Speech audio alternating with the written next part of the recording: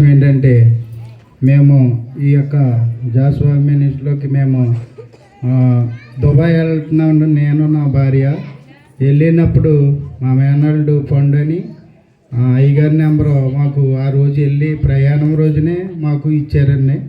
అప్పుడు అయ్యగారి నెంబర్ మేము యాడ్ చేసుకుని దుబాయ్ ప్రయాణించామండి.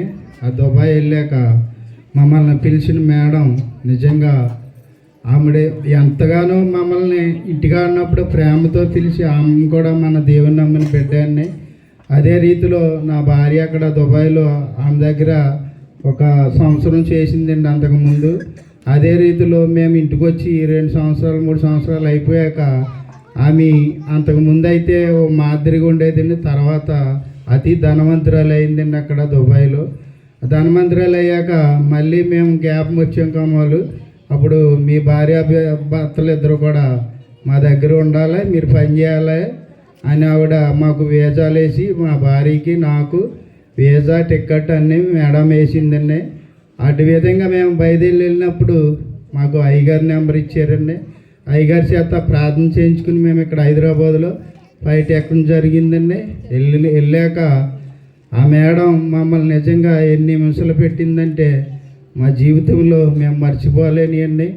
మమ్మల్ని తీసుకెళ్ళాక 1 నెల పని చేయించుకుని మీకు జీతం ఏమో టికెట్లు అన్నీ నేను వేసుకుని తీసుకొచ్చాను కాక టికెట్లు ఏమీ వేయకోకుండా మమ్మల్ని మీరు టికెట్లు వేసుకుని ఇంటికి వెళ్ళిపోమని అన్నప్పుడు దైవదాసుల ద్వారా మేము ఎంతగానో ప్రార్థన చేయించుకుంటే నిజంగా ఇటువంటి దైవజనులు మనకి లభించటం అంటే దైవదాసుల్ని దేవుడు అభిషేకించుకున్న అభిషేక అయ్యగారండి. అప్పుడు అయ్యగారు వాక్యంలో దినదినం పంపించి మన కొరకు ఏమైనా సమస్యలు ఉంటే ప్రార్థించేవారండి. మేము ఆ బాధల్లో ఉన్నప్పుడు అయ్యగారు ఎంతగానో మా కొరకు ప్రత్యేక రీతిగా ప్రార్థన చేసి పంపించేవారండి. దేవుడు ఆ ప్రార్థన ఫలమే మమ్మల్ని కాపాడి తిరిగి మేము ఆ మేడంతో నేను దుబాయ్లో అంతకుముందు 10 సంవత్సరాలు సర్వీస్ అండి. మేడం మీకు అవసరం లేకపోతే మేము బయటికి వెళ్ళిపోయి మేము మీ వీసాల నుంచి తప్పుకుని వీసా వేయించుకుంటామని అన్నప్పుడు ఆమె ఏమాత్రం ఒప్పుకోలేదండి. అప్పుడు అలాగనే అక్కడ దుబాయ్లో ఒక సంఘానికి వెళ్ళేవారు. ఆ దైవజనులు అప్పుడు శ్రమకాలం అండి.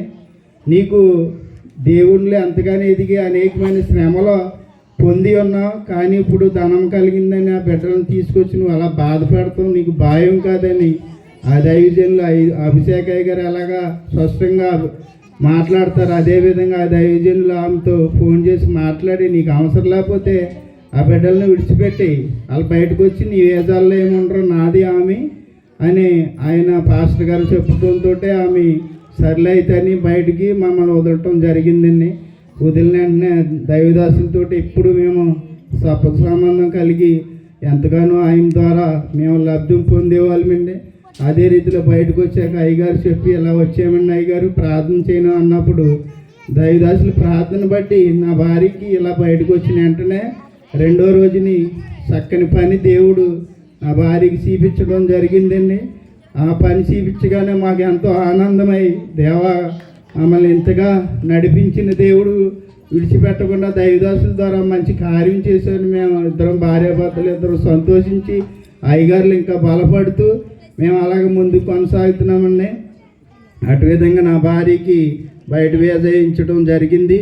ఆ పనిలో నా భార్య స్థిరంగా ఉందని నాకు 2 నెలలు చేశాక పని లేదండి. వేరే కంపెనీలో పని దొరికితే నిన్ను ఫోన్ చేసి పిలుస్తారన్నారు అయ్యగారు. అటు విధంగానే ఫోన్ చేసి పిలిచి వేరే కంపెనీలో పెట్టుకున్నారండి. కానీ ఆ కంపెనీ 1 నెల చేసినప్పుడు అందులో ఆ కంపెనీ దివాలా తీసిందండి. అందుకని వీసాలు వేయనంటే మళ్ళీ నేను తిరిగి అక్కడ రూమ్కి రావడం జరిగి మళ్ళీ ఇంకో విజిట్ వేయించుకుని మళ్ళీ మా కుమారుడిని తీసుకెళ్తాం దుబాయ్ జరిగిందండి. తీసుకెళ్ళాక నాకు పని లేదు, మా కుమారుడికి పని లేదండి. ఏంటని ప్రార్థన చేసినప్పుడు అయ్యగారు ప్రార్థన చేసేవారు. వీరు ఎవరున్నా అక్కడ 2 ఉంటారు, ఒకరు వచ్చేస్తారంటే అలాగే నేను ఇంటికి రావడం జరిగిందండి. నా కుమారుడు అక్కడ నా భార్య దగ్గర ఉన్నప్పుడు నా కుమారుడు కూడా దేవుడు దయవల్ల పని దొరుకుతుందని మేము ఆశించాం. కానీ మేము ఆశించిన ఏరండి దైవదాసులు వెయిటింగ్ చేయండి దొరుకుతుంది అన్నప్పటికీ ఆ కుమారుడు కూడా పని దొరకలేదండి. నా భార్య ఒక్కటి అక్కడ స్థిరపడింది. మళ్ళీ తిరిగి నా కుమారుడు కూడా ఇంటికి రావడం జరిగింది. ఇంటికి రావటమే మళ్ళీ ఇంటి దేవా నా భార్యను ఒంటరిదాన్ని చేసి మీ ఇద్దరు వచ్చామని ఎంతగానో ఏడ్చేవాడినండి.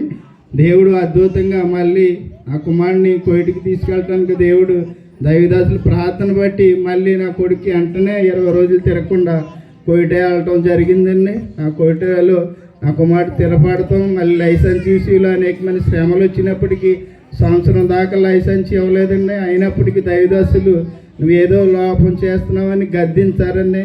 నిజంగా మీరంటే ఇలా ఉన్నారు. నైటు 12 కాడి నుంచి 3 వరకు దైవదాసులు కోయిట పరిచర్లో ఎంతగానో నలిగిపోతారండి. మేము ఎంతగానో బాధపడతాం. దైవదాసులు నిద్ర లేకుండా 3 వరకు ఆదివారం శుక్రవారం ఇంత బోధించి చెబుతున్నారని నేను ఎంతగానో నాలో నేను సంతోషిస్తాను. అటువంటి బోధకులు మనకు ఉన్నందుకు దైవదాసుల్ని దేవుడు ఎంతగానో ఎన్నుకొని అభిషేకించుకుని ఆయన చెప్పిన మాట ప్రతిది కూడా నెరవేరుతుందని నా బిడ్డ లైసెన్స్ పొందుకోవడం కూడా జరిగిందండి. అనేకమైన శ్రమల నుంచి దేవుడు తప్పించి లైసెన్స్ పొందుకున్నాడండి. దేవునికి వందనాలండి. అదే విధంగా మేము కోయిటెళ్ళి సంవత్సరం అనుకోకుండానే దేవుడు దైవదాసుల్ని ఇంటికి తీసుకెళ్ళడం జరిగిందండి.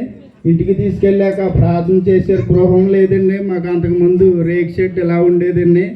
దైవదాసులు రావాలి, నేను ఇలాగే అదేంటే పాలకొల్లు ఒక ఆయనకి ఇల్లు ఆగిపోతే అక్కడికి దైవదాసులు వచ్చారు. అక్కడ ప్రార్థన చేసినప్పుడు విత్ ఇన్ సెకండ్లో దేవుడు ఆలకించి ఆ ఇల్లు 2 నెలల్లో పూర్తి అవడం జరిగిందండి. అదే విశ్వాసంతో నేను దైవదాసులు మా ఇంటికి రావాలి, మాకు కూడా అటువంటి కార్యం జరగాలని నా భార్య నేను ఎంతగానో ప్రార్థించామండి. ప్రార్థించిన రీతిలో అయ్యగారికి ఒకరోజు దర్శనమిచ్చి మా ఇంటికి రావడం జరిగిందండి. ఇంటికి వచ్చి మాకు 2 స్థలాలు ఉన్నాయండి. ఆ 2 స్థలాల్లో అయ్యగారికి చూపించినప్పుడు ఇది ఈ స్థలంలోనూ ఇల్లు కట్టబడతామని దైవదాసులు ప్రార్థన చేసి వచ్చిన ఇచ్చిన సెకండ్లోనే మళ్ళీ నెలలో మేము ఇల్లు మొదలు పెడతాం జరిగిందండి. దైవదాసులు మహాజు అడుగుపెట్టిన స్థలాలన్నీ కూడా ఆశీర్వాదకరంగా మారటం అంటే నేనే నిదర్శనం, నా సాక్ష్యమే నిదర్శనమండి. అద్భుతకరంగా ఆ గృహం 3 నెలలకే అద్భుతమైన గృహం అయిపోయిందండి, పూర్తి అయిపోయింది. నేను అందువల్ల ఈ సంఘంలోకి రాలేకపోయాను, మధ్యలో వచ్చేవాడిని. ఆ గృహం వల్ల నేను రాలేకపోయాను. దైవదాసుల ప్రార్థన అంత అభిషేకమైందండి. మేము ఈ దైవదాసుల ద్వారా ఇంత బలపడిన కారణం దైవదాసులు దేవుడు అద్భుతమైన కార్యాలు చేస్తున్నాడండి. దేవుడికే మహిమ కలిగిన కాక దేవుడు గొప్ప కార్యాలు చేయగల మా అందరికీ అభిషేకించాడండి. దైవదాసులు ప్రత్యేక రీతిలో అభిషేకించుకుని దేవుడు దైవదాసులు అడుగుపెట్టిన స్థలాలన్నీ కూడా ఆశీర్వాదకరంగా మారిపోతాయండి. మా గృహం దేవుని చిత్తమైతే మీ అందరూ త్వరలో వస్తారండి. అతి త్వరలో ప్రారంభించబోతాం. దేవుడు అటువంటి గృహాన్ని మాకు ఇచ్చాడంటే అది కేవలం మా శక్తి బలం కాదండి, దైవదాసుల ప్రార్థన, ఆయన యొక్క కృపను బట్టి దేవుడు అద్భుతంగా మా గృహాన్ని ఇచ్చాడండి. అటు విధంగా దేవుడు అనేకమైన కార్యాలు మమ్మల్ని అలాగా వ్యాధుల నుండి బాధల నుండి కూడా విడుదల ఇచ్చి దైవదాసులు ప్రార్థన చేసినట్టు అన్ని స్వస్థతలు పొందుకుని దేవుని వల్ల మేము మేలులు పొంది దైవదాసుల ద్వారా అనేకమైన కార్యాలు పొందుకున్నామండి. ఇటువంటి సంఘంలో ఉండటం వల్ల మాకు బీమారు దూరం అయిపోయింది, కానీ అసలు ఇటువంటి దైవదాసులు పోగొట్టుకున్నామని ఒక బాధ వేదన మాలో ఉందండి. కానీ అటువంటి గొప్ప అభిషేక్తుల్ని మనకు అనుగ్రహించిన దేవాసి దేవునికి మహిమ ఘనత ప్రభావాలు చెల్లును గాక. దైవదాసులకు ప్రత్యేక వందనాలండి. సాధ్యం దేవుడు దీవించిన గాక. హల్లెలూయా.